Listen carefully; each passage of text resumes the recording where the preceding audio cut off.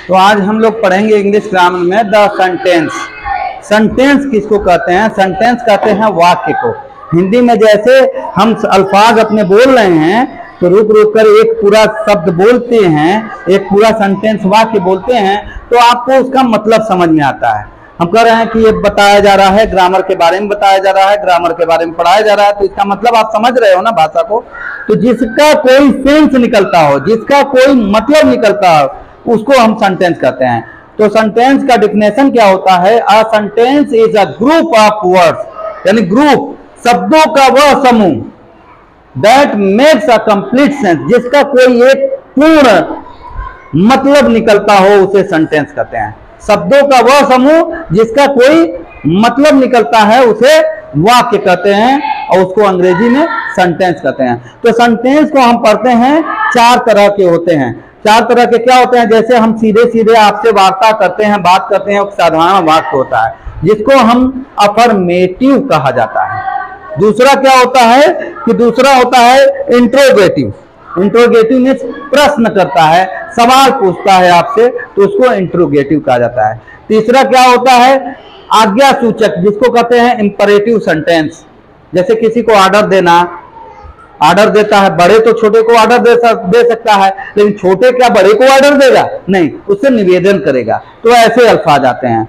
और आखिरी जो आता है ऑप्टेटिव सेंटेंस, जो आखिरी आता है, तो हम ये पढ़ेंगे कि इसके काइंड क्या है। तो इसकी हमने बताया कि सेंटेंस के काइंड्स क्या होते हैं, यानी वाक्यों के प्रकार। आपका देखिए पहला दिया हुआ है असर्टिव सेंटेंस, जिसको हम साधारण वाक्य कहते हैं।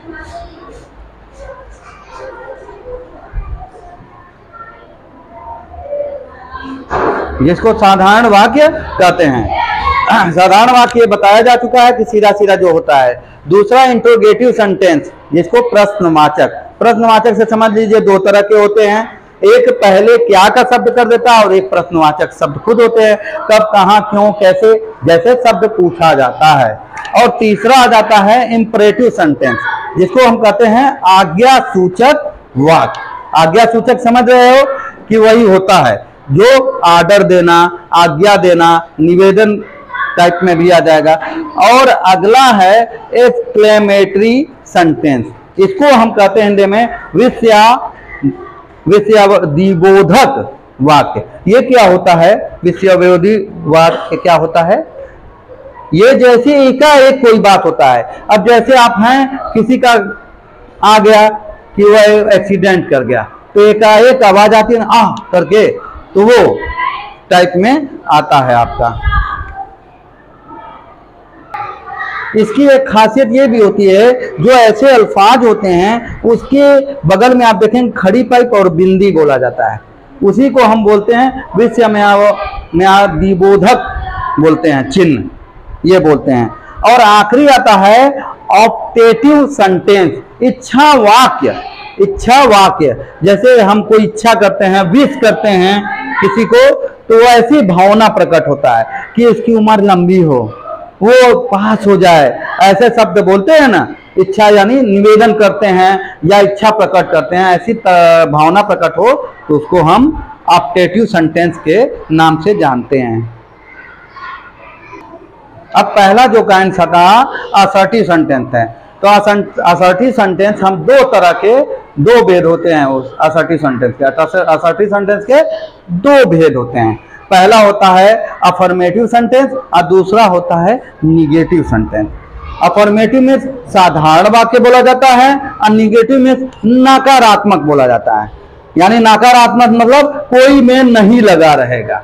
असर्टिव में सीधा सीधा जो बोला था। जैसे एग्जाम्पल में हम एक तरह से यह समझ लेते हैं कि राम स्कूल जाता है, तो ये क्या हो गया? राम स्कूल जाता है, असर्टिव सेंटेंस हो गया। अब इसको कर देंगे राम स्कूल नहीं जाता है, तो ये हो जाएगा निगेटिव। ठीक है, बस यही समझना है, बहुत इजी है, बस समझने वाली बात है।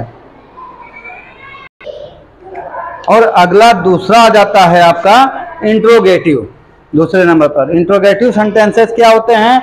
A sentence that ask a question is called an interrogative sentence, यानी वह जो कोई सवाल करता है तो जो सेंटेंस आता है, जो वाक्य आता है, उसको प्रश्नवाचक वाक्य के नाम से जाना जाता है। यानी सवाल करता है, क्वेश्चन करता है, तो उसको प्रश्नवाचक। जैसे तुम कहाँ हो, वेयर आर यू। एग्जाम्पल में हम समझ ले रहे हैं, एग्जाम्पल हम समझ रहे हैं, वेयर आर यू। अब ये खासियत होता है कि इंट्रोगेटिव की पहचान क्या होती है, लास्ट में क्वेश्चन मार्क का निशान होगा। असर्टिव में क्या होता है, लास्ट में फुल स्टॉप का निशान होगा। इससे भी हम समझते हैं, एक असर्टिव दो तरह के होते हैं। अब असर्टिव में दो तरह के होते हैं, अफर्मेटिव और निगेटिव, और दोनों के लास्ट में क्वेश्चन मार्क ही होगा। दोनों के लास्ट में क्वेश्चन मार्क ही होगा, लेकिन निगेटिव होगा तो नॉट शब्द लिखा रहेगा, और अफर्मेटिव होगा तो नॉट शब्द नहीं लिखा रहेगा। इसी को हमको खूब अच्छी तरह समझना है।